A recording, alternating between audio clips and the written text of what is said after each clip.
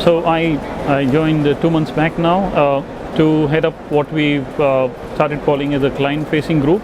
So I head the worldwide client-facing group, which effectively is our existing very important customers, around 45 of them globally, but also the new business development globally, and finally a very, very important stakeholder, which is our partners or alliances.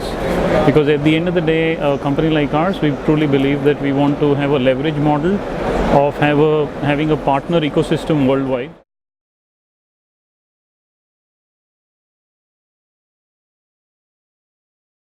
My 18 years with Finacle, in those 18 years I practically covered all of the world, basically starting with Southeast Asia, moving on to Africa, and then Europe, and finally the Americas.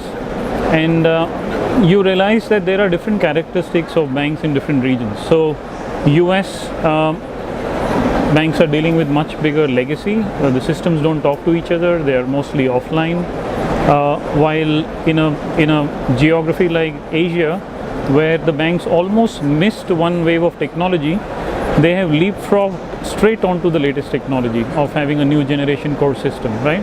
So they have their advantage, and that's why it's not a surprise that if you today really look at most of the banking innovation, it seems to come from places like India, banks like ICICI Bank or Axis Bank, who are our customers. They're doing great innovation.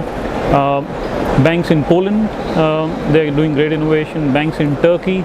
So there are different characteristics which we kind of bring, which we know, and there are different solutions which suit these different markets. Now the other thing that we realize is that changing a core banking system for a bank is not an easy journey. It's a multi-million pound decision. It takes anywhere upwards of 2 or 3 years to implement, and most importantly, it's an extremely risky thing to do, because in the banking world, unlike in any other business, the customers won't come back to you. If tomorrow an ATM doesn't work and he's not able to withdraw money, he's not likely to come back to you. So it's a very risky program. A lot of industry tends to say it's like changing the engine of Boeing 747 in mid-air. It's that risky. But what we realize here at SunTec is if banks can engage with the clients in a very flexible sort of manner, then maybe the core banking system can kind of wait for a full transformation. And what's happening in this whole digital world, the new world, and the world which is all API driven world, most banks are trying to extract the functionality out of their back office transaction system.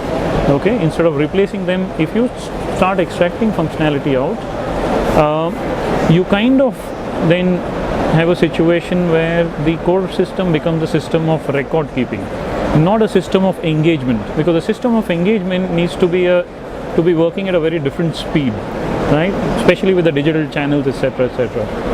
So you can almost imagine that it is a two-speed highway. The system of engagement is an expressway, and we tend to come in there. We enable the banks to orchestrate customer experience and basically do product bundling, pricing, and create segment of one for every single customer of a bank. Allow the bank to do that.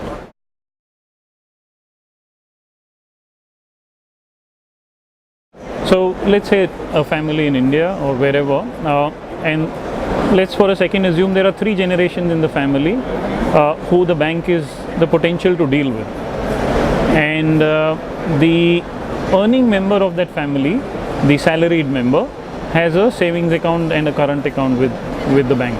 Let's just say that they've kind of settled in well and they now decide to take a car loan.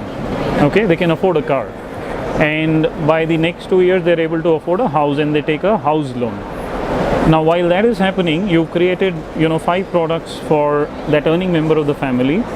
Instead of seeing him or her as a single product relationship, you get all of this relationship together and have a conversation which is based on the worth of the customer. So you price the product based on the bundle.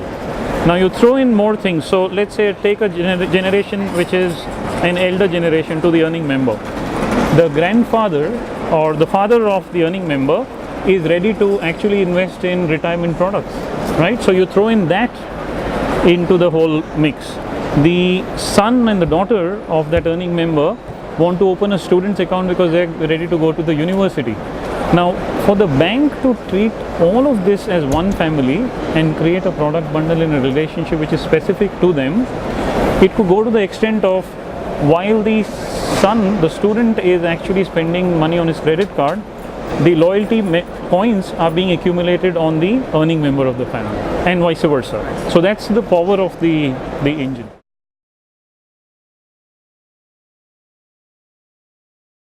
The product is a standard product, a standard solution, but it gives a bespoke conversation ability for every client, right? In any region today, the onslaught of FinTech, for instance, is actually compelling the banks to look at a space like this. You know, how do you define customer centricity in the digital world, wherein, unlike in the past, let's say you're banking with me and I'm the bank. I would know all the historic transactions that you've done with me, and I'll probably know whether you're a profitable customer or not. Now, how do I, in a new digitized world where social media is being used by everybody, you're taking a mortgage from me this morning, okay? I'm granting the loan to you by the afternoon, but in the evening, you're actually busy on your Twitter or Facebook sending a message to your friends that you're packing bags and moving to Australia tomorrow morning. There's no way that me as a bank can get to know that. So I have a risk of a mortgage not being paid back if I'm not tapping into the unstructured data in the social media world, right? So, you know, an environment like this and the FinTech companies who can offer you more flexible, better engagement models are compelling the banks to look at something like this. I mean, be it in Europe or in US or in Australia or Asia, every single bank is finding ways to basically have a very personalized conversation in this new world with a client. In Cybos this year, of course, so we've participated in Cybos for now 12 years now, I think. And we've always found great value in being here because one, it's the biggest banking event in the annual calendar globally. But second, because from our point of view, the kind of people who turn up here are all business people. Unlike a lot of conferences where you could have all mix of people, most of the people here are business people who are eager to have a conversation which is very business oriented. So our solution, since it's directly targeted towards business people, the product managers, the FIs, the correspondent banking guys, it makes tremendous sense for us.